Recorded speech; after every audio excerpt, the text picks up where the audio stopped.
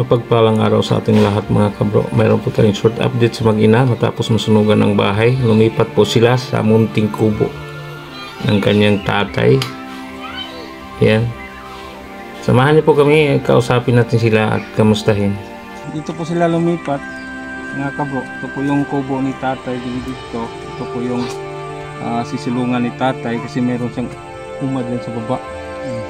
So okay naman po, dito sila pansamantalang tumira. Okay naman siguro tayo, no? Yung kubo tayo, hindi naman titulo. So, saka tingnan natin.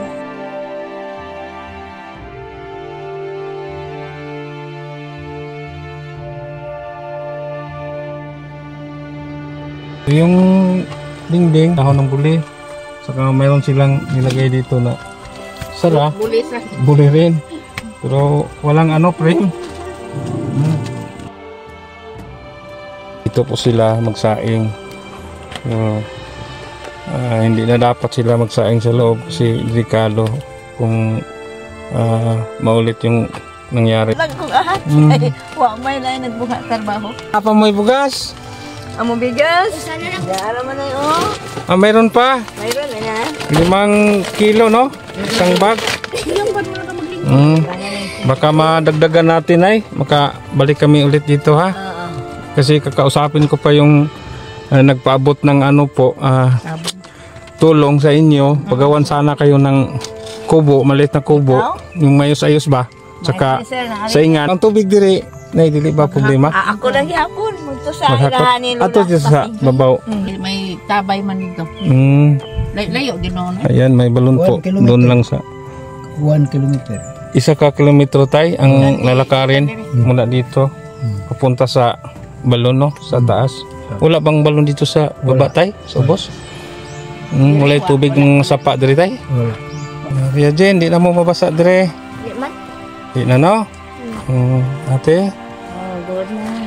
Thank you. Good na, no? Yan, dito lang po sila nakatira. Samantalang nakatira.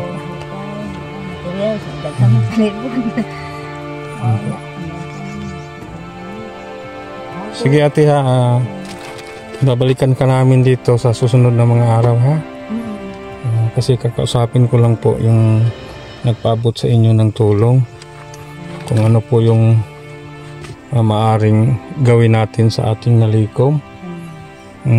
Kung ano pong suggestion nila, no? Pagawan ba kayo ng bagong kubo o sa na lang, sa pang bigas-bigas na lang ninyo, no? So mayroon tayong update mga kabro. Balikan natin si Nanay Elizabeth po. Kumusta ka ron, Nay? Naghimo mo silhi ka ron? Ito po yung hanap buhay sa mag-ina mga kabro.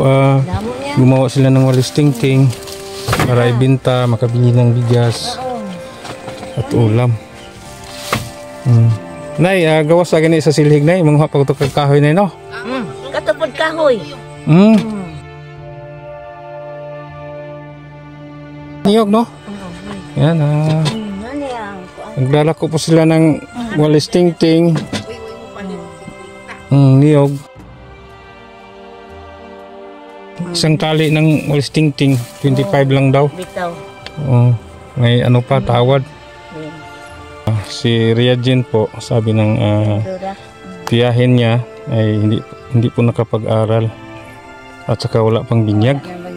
Hindi pa daw subukang pumasok ni Riajen sa school.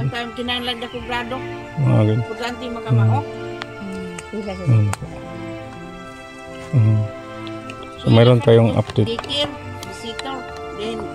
Pila na ito edad niya? 13 siya. Pila edad ito niya? 13?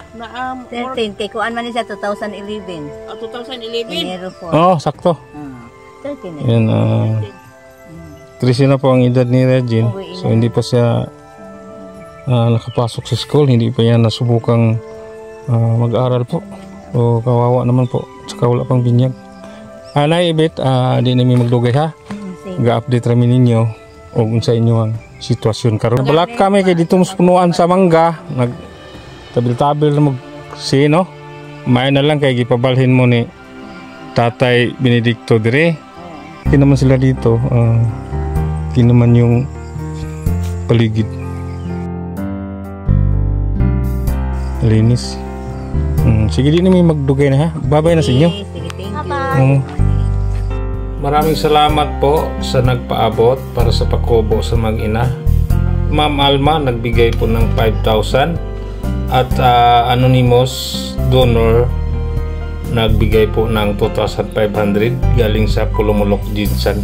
Para sa gustong mag-abot sa pakubo natin sa mag-ina, maaari po kayong mag-donate sa ating GCash at tumawag sa ating telepono. Maraming salamat po sa lahat. Babalikan natin ulit sila. Mayroon tayong update ulit.